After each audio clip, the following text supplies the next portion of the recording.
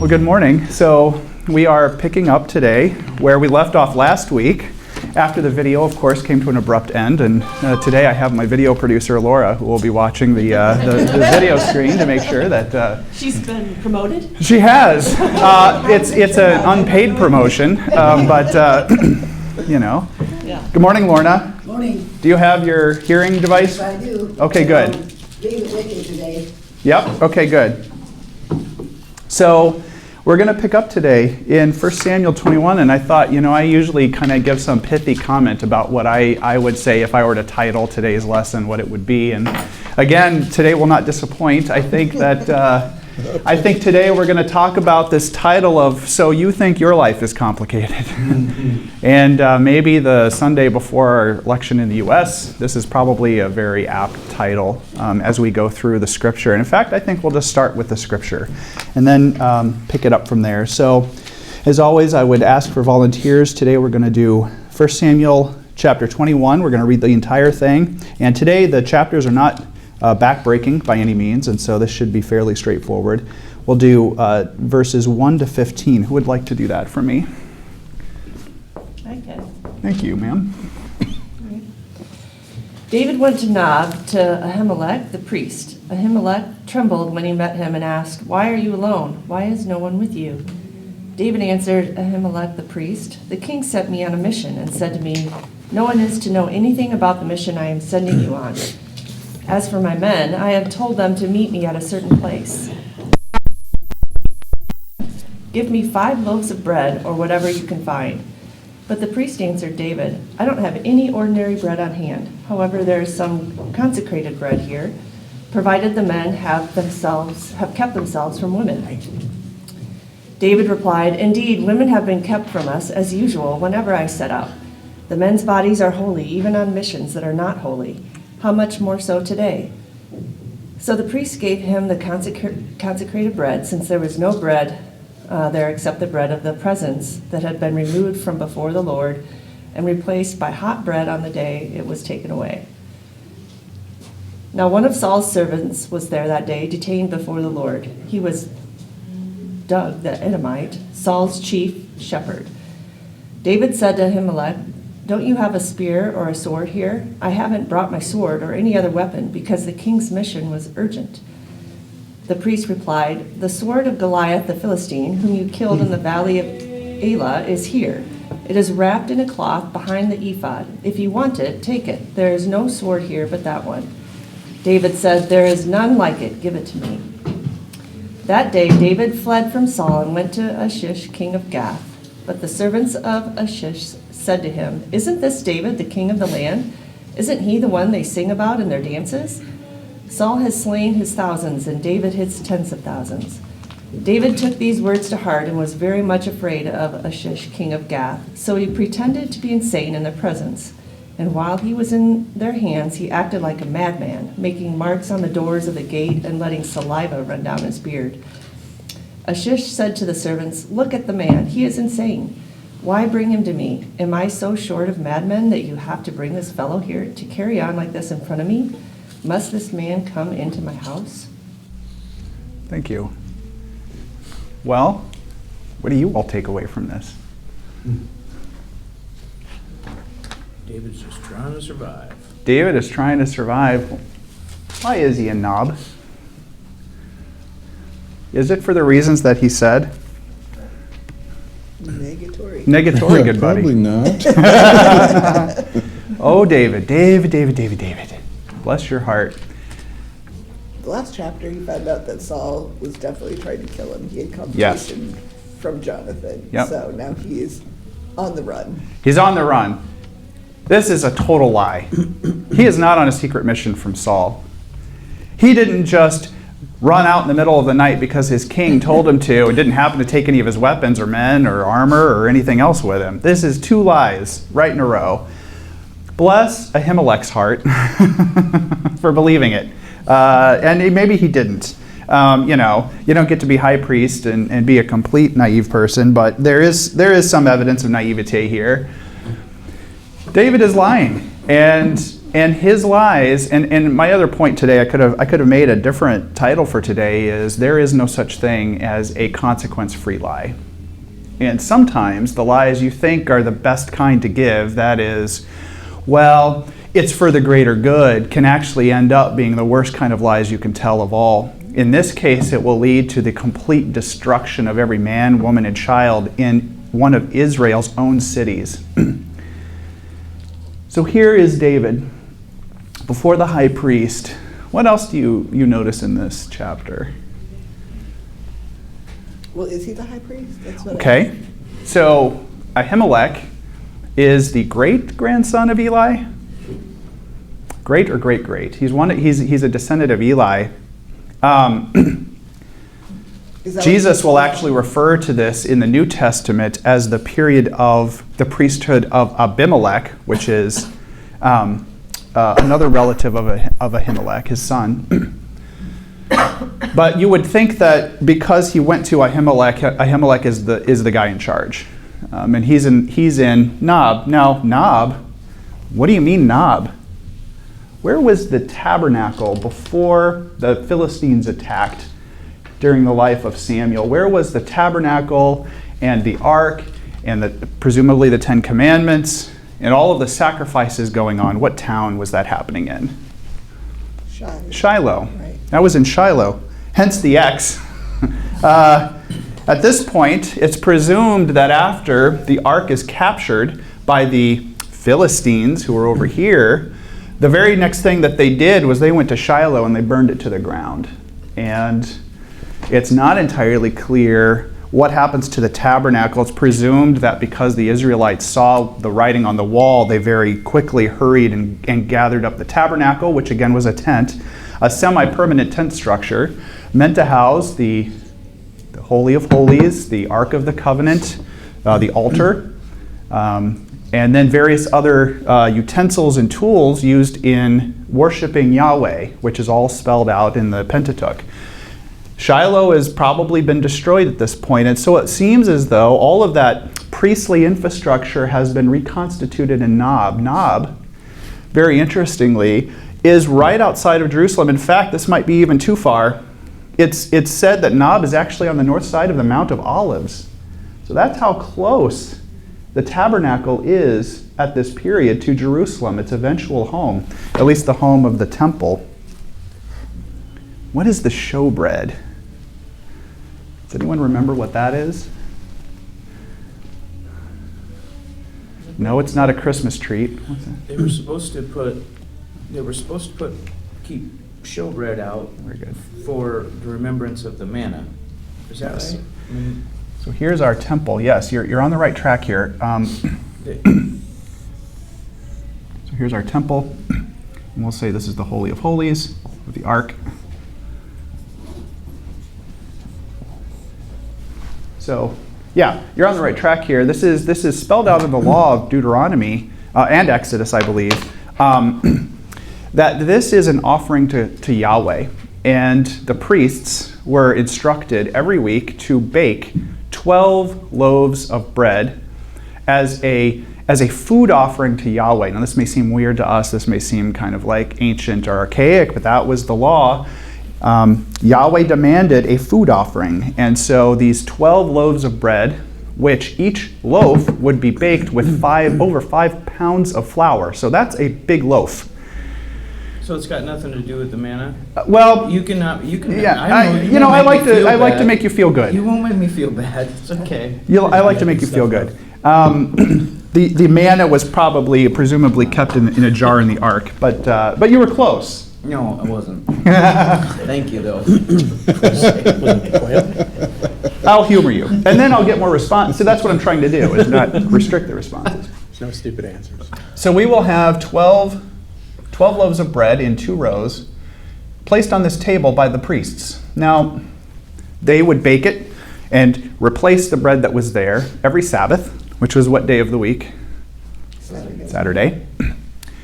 And they would take the old bread and they were allowed to eat it. So remember that the priestly class here has a lot of benefits. One of those is to be able to partake in the offerings that are presented to Yahweh. One of those is to eat the showbread.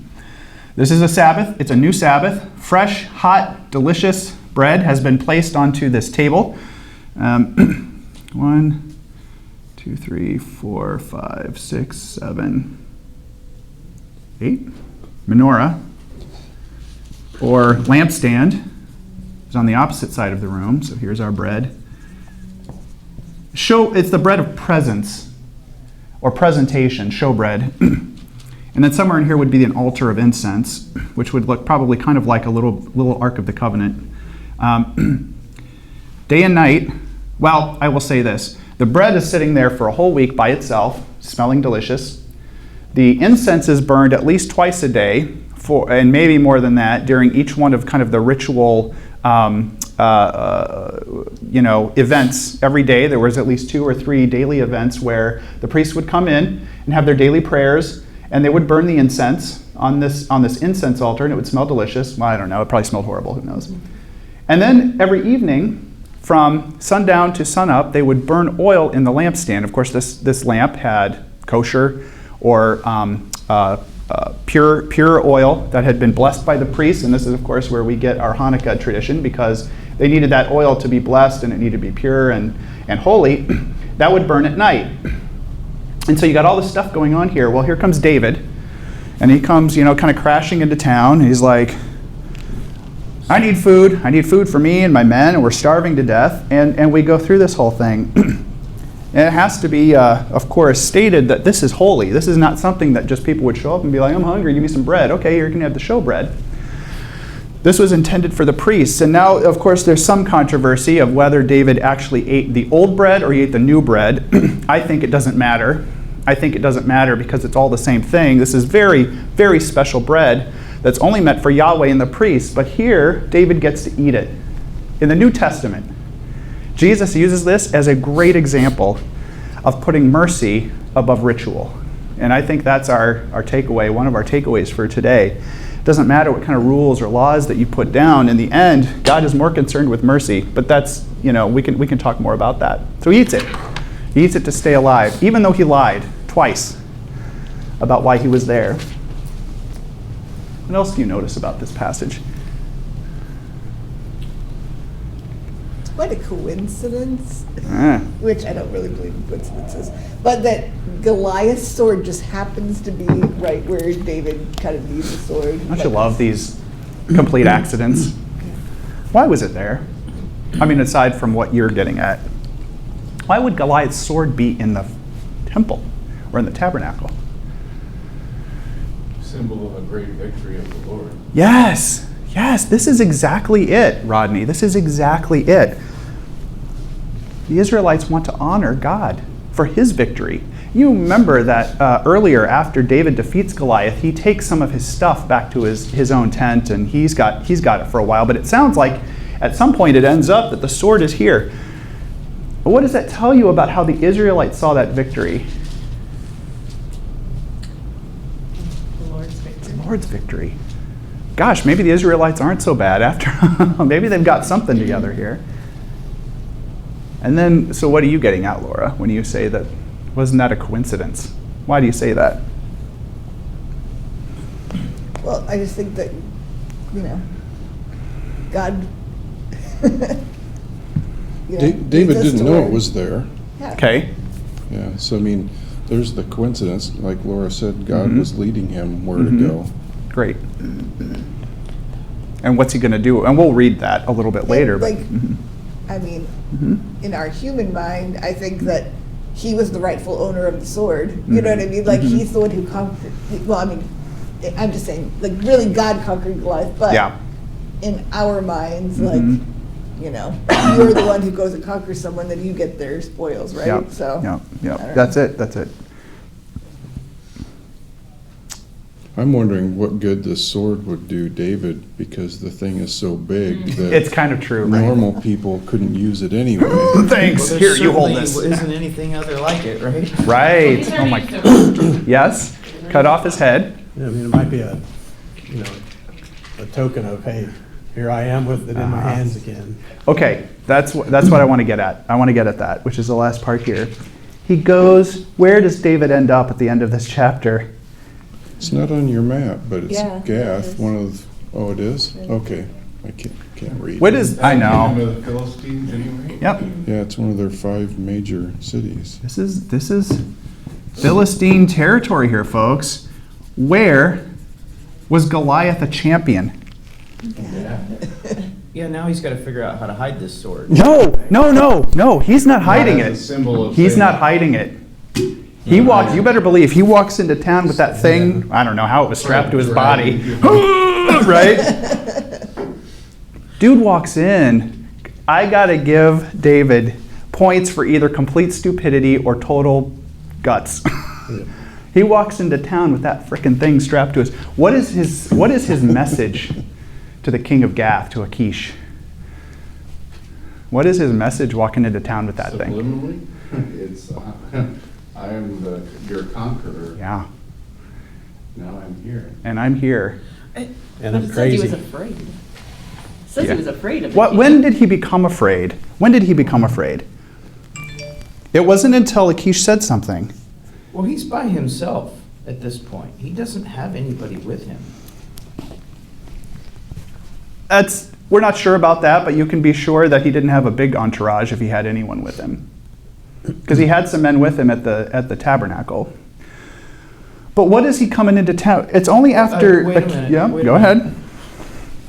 Just so you know. Yep. If you believe that he did, then Mhm. you're believing a guy who's already just told 3 lies. Because he doesn't Mhm. leave Mm-hmm.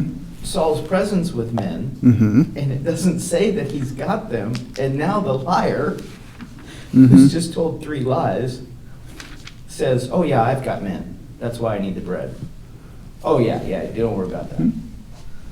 So, I mean, I think I know what you're Do you getting at. think I think we're going down the wrong path. I think this is the wrong thing to argue. I think the point here is that he shows up in the heart of the enemy's territory, making a very clear message that I'm here and I defeated your champion and I need help and I want you to help me. But what does Achish actually say? He goes, wait a minute, isn't this David, the king of the land? Isn't he the one that said Saul has slain his thousands and David his 10,000? So now, David took these words to heart. Suddenly, Achish is recognizing what David probably didn't want him to recognize, that he may be the guy in charge now. What is Achish thinking? Remember, too, think about in antiquity. I want you to think about this. This was common, to give aid and comfort to the enemy of my enemy. Exactly. Yeah, David is like a defector, and if you're an enemy of Saul, you're a friend of me. I could not say that any better. Yeah. Look at this great opportunity that just came walking into my town. Look what he did to our giant. Now we got him on our side. Yes. Now suddenly the tables are turned. David, instead of walking into town being like, I'm the hot you know what, I want you to do what I want you to do, suddenly the tables are reversed. Achish is going, I'm going to have this guy do what I want for me and use him against my great enemy Saul. Those are, okay, maybe it's not a big deal. Yep. The servants are singing that or saying that, not the king himself. Maybe the king hasn't. I think the king has heard what the servants and what the people are saying of David. Remember in the 10th century BC, we don't have Twitter, we don't have the Des Moines Register, we don't have the New York Times, we don't have the NBC Nightly News. What do we have? We have people, common people, who spread sayings like wildfire. This is getting around, dude. Saul's heard this. Rumor is very powerful, very powerful. The king of Philistia has heard it. What does that tell you about it? And what is that telling you about the people's view of David at this point? Well, it makes you understand Saul's point of view more Yes. because Saul, like, you know, we kind of assume that like no one really knows that David is king, but no, this is showing like a lot of people are like, no, David Yeah. is the king, and so Saul knows this, and he's like, wait a minute, I've got to hold on to my power. the priest even recognized that because if you look in verse 5, David, the priest said, here's the rule, and David's the one that says, yeah, but because of this, this, and this, it's okay, so I'm gonna take it. And clearly, the priest lets him. So David's got cachet with everybody. See, this is the thing. The people love David. And everybody knows Yep. he's the next guy. I think everybody knows by this time. Let me put it to you this way. The 10th century BC, people are not waiting for November 3rd for an election. Right. People are not waiting for the approved anointing of Saul's son to be the next king. Who is king in the 10th century BC? Whoever the people are paying attention to. And whoever has what? The most what? Cachet. Clout. Power. Power. And this is why the Philistine king became a little nervous. Yes. It went from, all right, we got the star quarterback, to, wait a second, this guy might be taking over my spot. And what happens to me when he comes in? I get that Goliath sword gets wielded at me. Isn't that something? And there's no better symbol of that, Steve, than Goliath's sword. So then David goes into his pretending to be crazy because for some reason at this time in history, Yeah. they kind of left crazy people alone. You have to see that David must know what he's doing here. Now, in us, if someone acted crazy, you know, they kick him right out of town, throw him in the clink or something like that. I don't know. David knows what he's doing. He starts to act insane. He starts to act crazy. And so, what does Achish say? I love this line, verse 14. What does he say? Do I not have enough of my own madness? Yes, I love this. I like Achish. I like Achish. Good. Good. He also follows that up with that you brought this guy to play the madman. It's almost like he knows David's faking too. And maybe he's going to just let it go because he's like, I got this guy and maybe I can use this. I think everybody just kind of realizes if we leave the status quo where it's at, then everybody will be better off. If I don't try to exert something over David, and if David doesn't try to exert something over me, you know, I mean, everybody's kind of It's a 10th standoff maybe. Yeah, like that. I like that. Yeah. I like that. Everyone be cool. Let's see where this goes. I think in this chapter, there's a lack of any sort of recording of David seeking out God's wisdom or direction. So we don't know that he has or hasn't gotten it, you know? We're not really privy to. I like to make this comment, and it's probably super annoying. The absence of evidence is not evidence of absence in the Bible. Right, so what I is would it? say we don't Yeah. know. And usually what I take to mean by that is you have a very thin, fragmented historical record of the people of God. And just because it doesn't mention things, specific things, doesn't mean they didn't exist at the time. It just means they weren't talked about. However, I will say the one caveat I probably have about that entire statement has to do with the most important one of all, is this. I think when when the Bible fails to mention people seeking God, I think that's on purpose. I think that is probably the one and only case that proves the rule. And that is, I agree 100% with you, Laura. I don't see any evidence that anyone was going to God here to say, what do you want me to do? What should I do?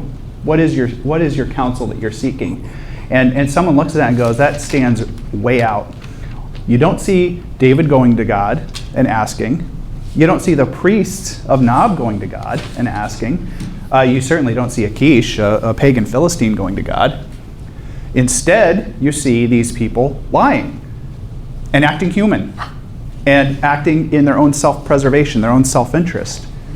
I don't think that's a mistake. Well, life can start flying at you so fast that you forget. Yeah. And if it's not something you do intentionally, and I think Daniel's a really good example of that, is that, you know, it's specifically mentioned 3 times a day. That means he did it exactly at the same time every single day, right? And if you get out of those habits and life starts flying at you pretty fast, it's not that you're intending to forget God, it's just that you do. Hey, we can look at this guy and be like, very condescending, right? Like, David, you're such an idiot, right? What if we were in that situation? Who knows what I would have said, right? Great point taken there. Anything else on chapter 21? But I think as we'll find later, some of David's little lies, which in this chapter don't seem like a very big deal at all. You'll see the consequences later Yep. of one of these little lies with the priests and 85 people getting executed. Yep. So I guess if you can spin that to what do we get out of that is you might think something's a little lie when Yeah. you tell it, no big deal. You don't know the ramifications of that, and from God's perspective, a lie is a lie is a lie. It's wrong. I love this. And think of this too. I think humans are also very in the moment. Okay, I have a stupid I'm going to admit something publicly I shouldn't. So my cousin lived on an acreage, and they lived next to a livestock field in which there was an electric fence that ran the perimeter of the field. Well, to this day, I have never seen a single animal in that field. And usually the house was unoccupied. It was on the market being sold day after day. And so I literally thought the place was abandoned, what have you. So me and my cousin, and I'm in high school, I'm an idiot, I'm out there, and we're just screwing around, being dumb teenagers. And we're talking about this fence, and why is this fence here if there's no cattle, no livestock, it's probably old. And I'm like, look, and obviously it's not on, and I touch it to show my cousin, because I'm a big brave guy, right? I'm like, look, see, touch, nothing there. So I'm holding it saying, and and that's when it got me. It was on, and I didn't know that apparently these things pulse. They pulse sometimes. Maybe they don't all do this. This one was pulsing. It wasn't constantly energized, but every once in a while it would zap itself, and I felt that, and I'll tell you, now I know what a defibrillator feels like.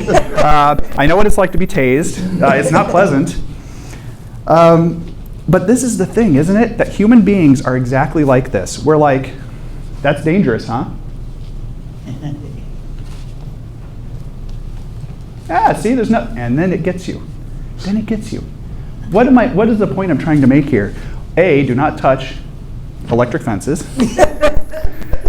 B, the problem is humans are kind of like this. We tempt fate all the time, and we tempt danger, and in the moment, it's very easy for us to go, oh, I'm not getting hurt now.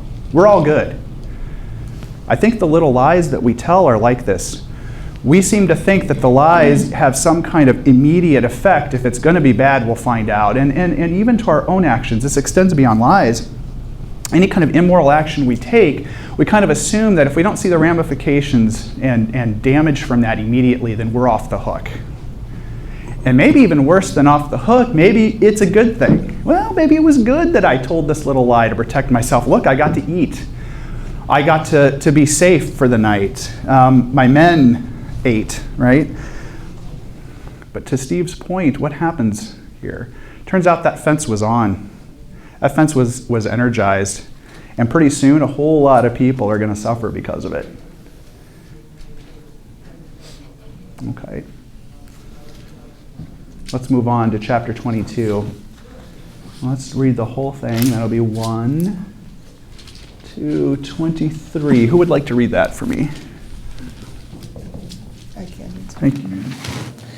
David left Gath and escaped to the cave of Adullam. When his brothers and other relatives heard that he was there, they went to see him. Everyone who was in trouble, or who owed money, or who was unsatisfied, gathered around David, and he became their leader. About 400 men were with him. From there, David went to Mizpah in Moab and spoke to the king of Moab. He said, "Please let my father and mother come and stay with you until I learn what God is going to do for me." So he left them with the king of Moab, and they stayed with him as long as David was hiding in the stronghold. But the prophet Gad said to David, "Don't stay in the stronghold, go to the land of Judah." So David left and went to the forest of Hereth. Saul heard that David and his men had been seen. Saul was sitting under the tamarisk tree on the hill at Gibeah, and all his officers were standing around him. He had a spear in his hand. Saul said to them, "Listen, men of Benjamin, do you think the son of Jesse will give all of you fields and vineyards? Will David make you commanders over thousands of men or hundreds of men? You have all made plans against me. No one tells me when my son makes an agreement with the son of Jesse. No one cares about me. No one tells me when my son has encouraged my servant to ambush me this very day." Doeg the Edomite, who was standing there with Saul's officers, said, "I saw the son of Jesse. He came to see Ahimelech, son of Ahitub, at Nob. Ahimelech prayed to the Lord for David and gave him food and gave him the sword of Goliath the Philistine.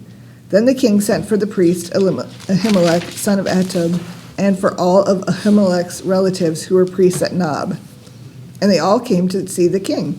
Saul said to Ahimelech, "Listen now, son of Ahitub." Ahimelech answered, "Yes, master."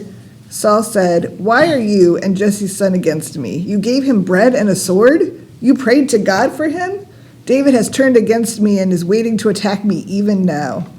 Ahimelech answered, "You have no other servant who is as loyal as David, your own son-in-law and captain of your bodyguards. Everyone in your house respects him. That was not the first time I prayed to God for David. Don't blame me or any of my relatives. I, your servant, know nothing about what is going on." But the king said, "Ahimelech, you and all your relatives must die." Then he told the guards at his side, "Go and kill the priests of the Lord, because they are on David's side." They knew he was running away, but they didn't tell me. But the king's officers refused to kill the priests of the Lord. Then the king ordered Doeg, "Go and kill the priests." So Doeg the Edomite went and killed the priests. That day he killed 85 men who wore the linen holy vest. He also killed the people of Nob, the city of the priests. With the sword he killed men, women, children, babies, cattle, donkeys, and sheep. But Abiathar, son of Ahimelech, who was the son of Ahitub, escaped. He ran away and joined David. He told David that Saul had killed the Lord's priests. Then David told him, "Doeg the Edomite was there at Nob that day. I knew he would surely tell Saul, so I am responsible for the death of all your father's family. Stay with me. Don't be afraid. The man who wants to kill you also wants to kill me. You will be safe with me." Two things that stick out to me. Only two, okay. Well, just real quick. First of all, David must have called on the Lord, because it says there in verse 10, it says, "And he inquired of the Lord for him." So that's the first thing.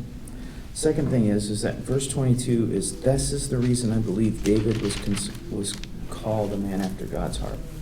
Because when faced with the reality of what he had done, he never pointed a finger at somebody else. Yeah, He this looked is in it. the mirror and said, "It is on me." This is it.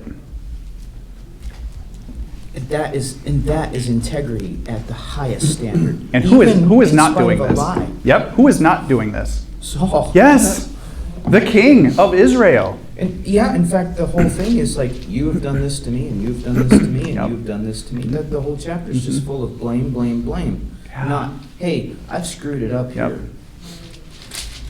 What does God want you to do? Not point the finger. Look in the mirror, folks. Look in the mirror. I agree 100% with this. This Man made after me God's think own of heart. Thor Ragnarok, actually. Because,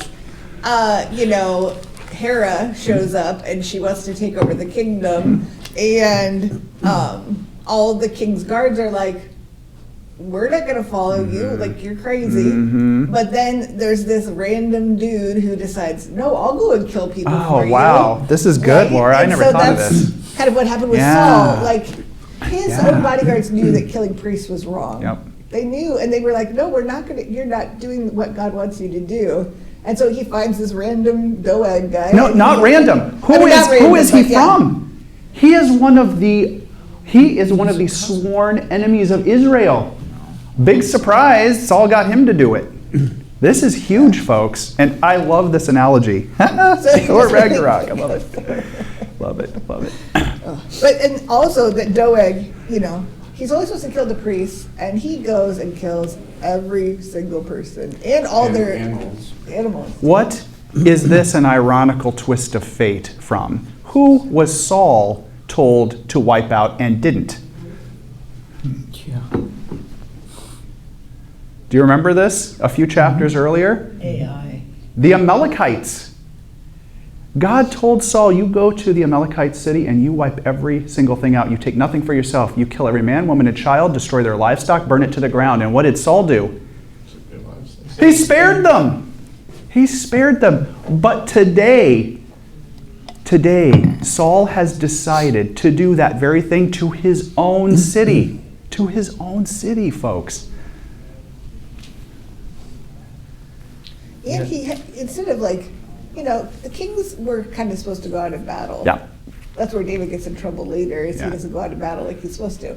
And so, but Saul, he's just like sending out other people to do what he Yeah. rightfully should be leading them to do, if that's what he wants. Oh, no, he's cool. He's under a tamarisk tree. He's good. With He's a cool. spear. Yeah, with a spear. He looks tough. I just almost started to laugh when I saw that Yeah. he had a spear in his hand. He seems to have a spear in his hand all the time to kind of Don't make mess with himself him. feel It's like, like, look, throw it at I'm you. a I think warrior. Saul's just scared. Someone's gonna come after him because he doesn't trust Yes. anybody around him, because he said, you've all planned against me. If you see I know, I talk about Gladiator. I love Gladiator, the movie. I'm sorry. I think it's great. This is partially based on history. Marcus Aurelius, the great Rome, well, not great, in some ways terrible Roman emperor who preceded him, a man of peace and, of course, a Christian persecutor. But his son Commodus ends up being exactly like Saul. Reality, it seems, is very much like the movie in the sense that Commodus starts with the support of his troops and the support of the people, but things turn terrible, and by the end of Commodus's reign, he thinks everyone is out to get him. He literally sits in his own throne chamber with a weapon in his hand, saying, I'm ready for the next person to come who's going to kill me because I think everyone's out to get me. He went paranoid. I think in some ways Saul is Commodus here. Saul is deathly afraid. He thinks this is like Stalin, right? In the last days, Stalin thought everyone was out to get him and had these terrible purges against his own people. Millions of his own people were killed because he thought they were all out to get him. And maybe by the end they were, ironically. Well, but see, that's the thing, is that's the difference, Yeah. is that you never look at why are people out to get me? Yeah. You just say, you're out to get me. There you and go. that's where, it starts from here rather than backing up and saying, okay, what has caused this to happen? Maybe I would challenge that, is to say, do they really not know? And maybe in some cases they don't. They're, again, if you want to, I believe that one of Jesus's big principles that he based so many things on was self-responsibility. Yeah. Don't worry about the speck in that person's eye. That's it. Get the log out of your That's own. What difference does it make to you if I pay these workers? Yeah. You know what? You made the deal. What difference? And it's just full of this kind of stuff. So when somebody doesn't choose to evaluate their entitlement mentality, Yeah. I guess this is what you're left with. Who could David have blamed here? And maybe, as a human, you go, he would be right to blame them. Who could have David blamed for the massacre at Nob? Doeg first. And Saul. Saul. He could blame all kinds of people. That's it. God. Doesn't Saul? He couldn't blame. Who said that? I did. Yeah. Thank you. Gold star. Oh, he did it like I do it. He did the heart for you. James is ready to teach. What did you What did you say? say? I didn't hear. Who is the number one person that he could have blamed? God. He could have blamed God. Now, who? Doesn't that strike you to the heart? How many of us have blamed God when things have gone wrong in our lives that maybe we were responsible for? I have. It looks like though that David doesn't complain whenever he has to go somewhere, run away. Yeah. He doesn't say, God, why are you making me do this? Yeah. But doesn't Saul know that he's not going to stay as king? Oh yeah, it's already been told to him. So- Yep. So he's just kind of living his own life, not going to God for anything. And maybe this is a man who now has nothing to lose, right? So the most dangerous man of all is the man who has nothing to lose. A man without hope is a man without fear. That's Daredevil, by the way. We got Thor, we got. Dude, we got it all today. Gladiator. Gladiator. A man without hope is a man without fear. I believe this, Tim. I believe that Saul has gotten to the point where he's like, well, I got nothing left to lose, so I'm going to burn it all down. Well, he's just like, I got to grasp onto the power. Yeah. As long as I can. Got to hold on to it. You know who else is missing in this is Paul's advisors, not Paul, Saul's advisors and Israel's elders. Nobody's coming saying, hey, Saul, you shouldn't really go this direction. So they've all kind of taken a step back, it appears. And, part of what God warned Israel about having a king is here you've got this king who's now become a tyrant. He's off killing innocent people. He's, going crazy, and this is the mess you've got. I believe, and I might be wrong for saying this because I like to hope in people, the majority of the German population in the 1930s and 40s did not support the killing of Jews. I believe that. I believe it was a minority. However, people only have the power that is given to them by others. You have no power on your own, folks. I'm sorry to say. No one in this room or on this planet Earth has any kind of inherent power. You have only that power that has been granted to you, either by God and or by other human beings. Plenty of people could have come forward during the Holocaust to say, this is wrong, we have to stop this. We have to stand up for what we believe. Why didn't they? Fear. Self-preservation. What is one of the most powerful, non-godly things that rules human action? Fear. I mean, that leads you to lie. Hopeless and to do all and, sorts of things. Yes. Saul's always standing around with a spear in his hand. I'm not going to say anything to him. Yeah, Right? that's it. I don't want to die. Yeah. He I just don't want my had family to die. 85 priests killed. Who am I that he isn't going to stick a spear through? And if he's killing the men of God, Yeah. There's never a shortage of people that will take your side. I mean, even at the beginning here, it's talking about David being in the cave, and then all of a sudden all these, whatever they were, people in debt, discontented, all these people started coming around, joining in on, hey, look, what was me too, I got this guy that's mad at me. And the same with Saul then. He looks at his leaders and he says, hey, go kill these people. Yeah. And they go, nope. He's like, oh, how about you? There's never any shortage of people that will join, no matter which side you're on. Yep. And I hate to say this, and I'm probably parsing hairs here, but the military leaders have already committed an act of treason. They have. They have refused to carry out an order of their king, their commander-in-chief, by not killing the priests. I mean, I guess I'm dumb, and and of course I'm being hypocritical saying, why didn't they do this? But at that point, all the power was now in the military. The military had essentially, all of his officials had just essentially committed a coup, folks. At that point, it would have been very easy for them to say, no, grab that guy Doeg and don't let him do this. Yeah, they didn't go to But they protect him. didn't. They didn't. It's not on my, as long as I don't do it, I don't care who kills him. It's kind of amazing how we decide what we're going to do and not do. It really is. And again, I say it gets back to this. Something inside of them told them this is not right. We shouldn't do this. Something inside of them told us David is the true king. This is the man we should be following. But what happened in the end?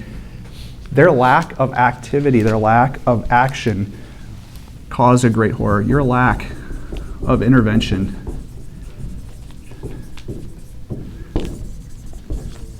can lead to equally horrible things. I know that's a negative statement, and it's probably controversial, and you may hate that statement. It's true. If you have the ability to intervene in something that is wrong, your lack of intervening in it doesn't make you any better than the people doing it. I'm sorry if that strikes you to the heart and you hate this and you're never coming back. It's true. Those people that day had the opportunity to save the priests of Israel. Folks, this isn't just a bunch of and not to be contrary about it, a bunch of peasants, right? But not just the priests, because it said he killed men, Then he women, goes on. children, and babies. Doesn't end there. Yeah. He kills the whole town. He wipes it out. Annihilation of his own town. All right. So he does what Saul was supposed to do. Yes.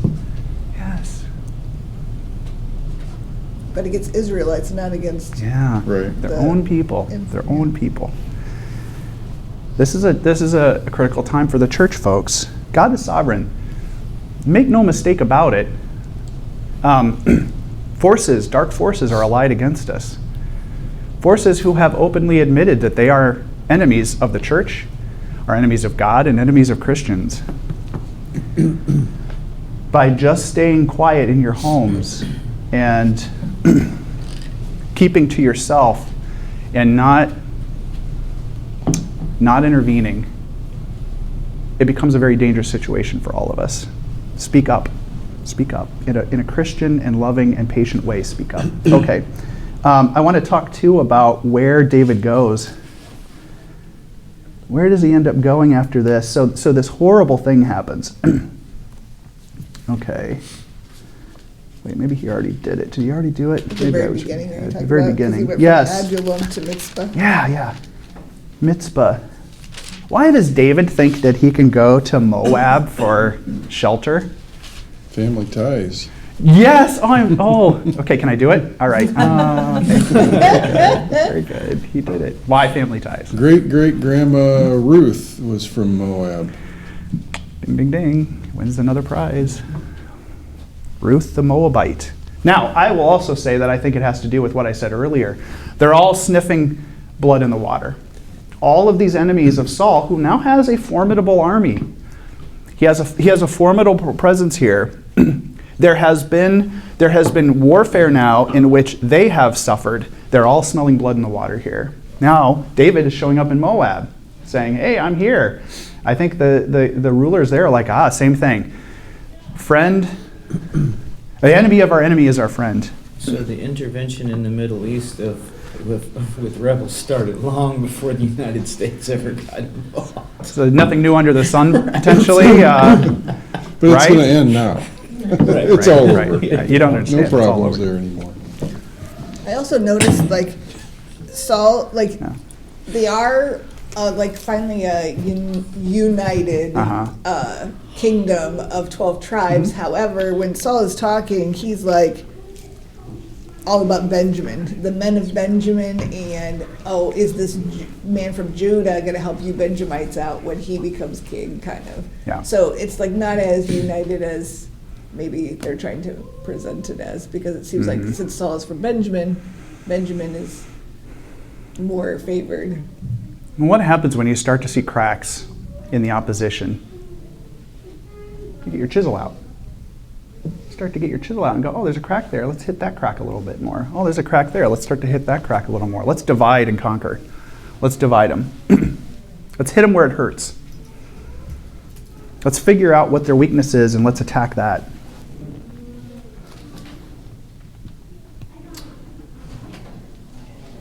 Okay. Well, what closing comments or thoughts do we have today about all of this? How should I apply this to my life?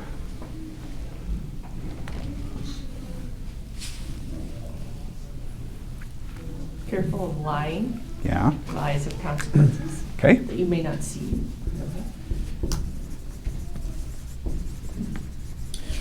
I listened to a sermon this week from Watermark Church in Dallas, Mhm. and there was a quote in there. It said, words have meanings, ideas or actions have consequences, and bad ideas have victims. I'll pretend to write all that. That was really good. I just thought I love that. And I think what James has been saying. Love that. Be self-reflective. Love it.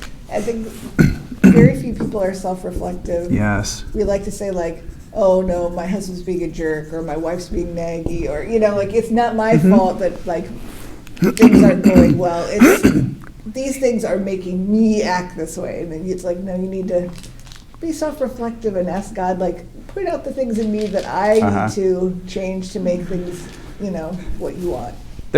So I'm translating. I know I'm weird. I'm translating the New Testament from Greek into English. And I did, I know, right? Hey, we should get together Wednesday night. Let's do it. Coffee. I know. It's not weird. Everyone's doing it. And so I'm doing the book. I did 4 epistles this week. I don't know how I did it. 1st, 2nd, 3rd John, and Jude. The reason I'm telling you this is because Jude is a very interesting letter. Read it. Read it sometime. I think Jude is under how do I say this? It's not really focused on because it sits so close to Revelation, which is this powerful, has this huge impact on the church and this and that. And you're like, well, I'm at Jude. Let me just read Revelation. Jude is really interesting. They have this word in Jude. And Jude also very educated. And again, as I start to do this, I start to realize who the authors are who are writing the New Testament. The author of John is a very simple, straightforward, communicating fellow, Jude is an educated man. He has all these words I hadn't read before, and so I've been complaining all week to my poor wife about all these new words I have to learn because I didn't know them before. One of them is the word for a complainer, mempsamoiros. It means essentially blaming your fate. And that's why I got to this. There was a long circuitous route to why I was talking about this. He mentions it in a list of things that are kind of detestable. The people who complain, the complainers, who blame fate. That's exactly what that word means, to blame their lot in life. Folks, that's a sin. It's a sin. Jude said it's one of the worst things. That's a sign of someone who is amongst your midst who you need to really focus on and either really needs to turn their life around or needs to get the boot. People who blame their fate. How many people complain in our society today? We all have a choice.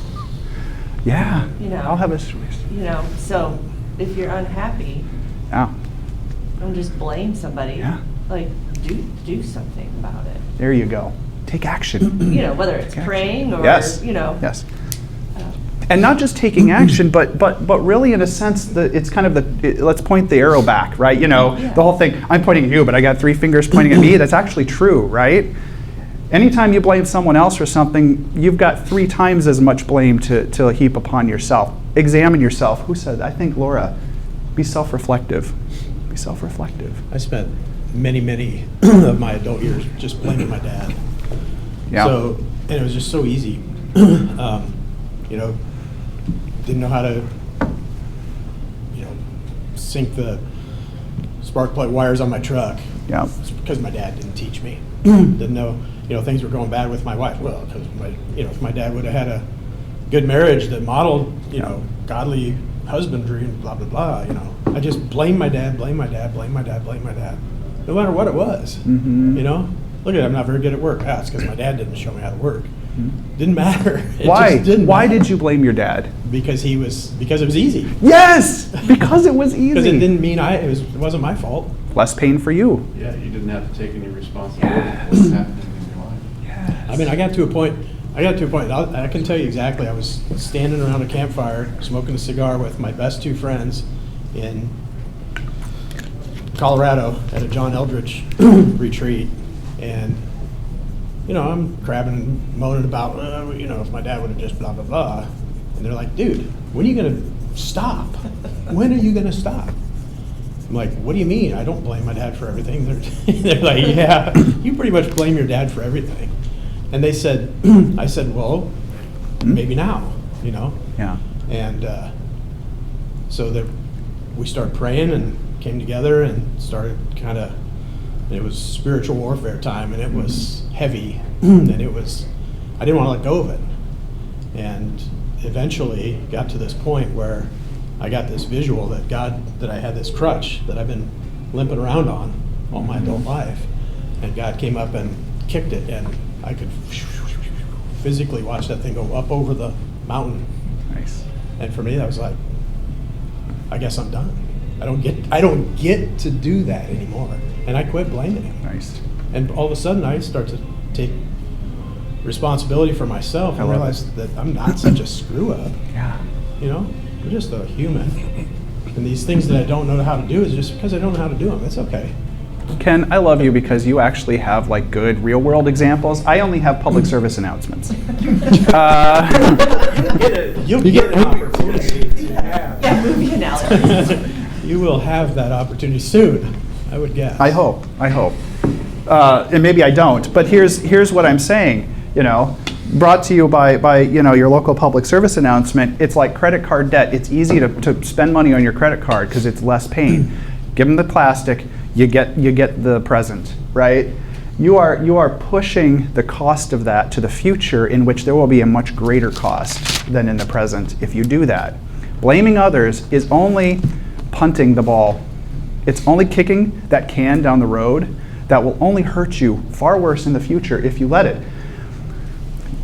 Who knows what would have happened if David had told the truth at Nob? We know that it was already ordained that the children of Eli would be wiped out, except for Abimelech.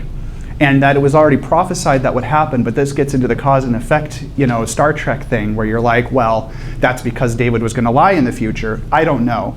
What I do know is that lies and blame and lack of self-reflection lead to a far worse future for yourself and far more pain than if you just deal with it now. Just deal with it now. Get it over with. Do your homework. Clean your dishes. Because, Make your bed. Right? In this example, like when David realizes what he did, he does say, I'm responsible for the death. Yeah. And he says, come with me and I'll help you Yeah. out. Whereas like a few chapters ago, Saul Yeah. didn't kill all the Yeah. Amalekites, and God comes to him and says, hey, you didn't kill all the Amalekites. Well, but I did. Yeah. And he's like, and he lies but to himself. You didn't. Yes, he like lies to himself. you can't. Yeah. So it's just a contrast. Well, today's soapbox has been brought to you by the chapters 21 and 22. And it's kind of interesting because this part of 1 Samuel really it's weird, but it's convicting. It's really convicting and in many ways shows the heart of David. It shows the heart of Saul, and it shows our heart. I think that's the hardest stuff in the Bible to read. I don't know about you guys, and it's not just the names. It's the stuff that convicts me, and that's the stuff I don't really want to read, because then it's a mirror, and who wants to look in the mirror and see the faults, right? Somewhere in Psalms it says that God walks with the contrite and lowly. Yeah. Contrite meaning the self-reflective. Yep. That I recognize this is, no matter how bad and stupid and all the crap that I've done, when I own up to it, he still walks right with me through it. Yeah. I love that. The people asked for a king, right? Mm-hmm. And God finally gave them Saul. Yeah. And they finally, obviously, they realized it doesn't say this all the time. Mm-hmm. They messed up. And God is allowing this to play out. Yeah. All the damage from decisions that they wanted. And they're going through it.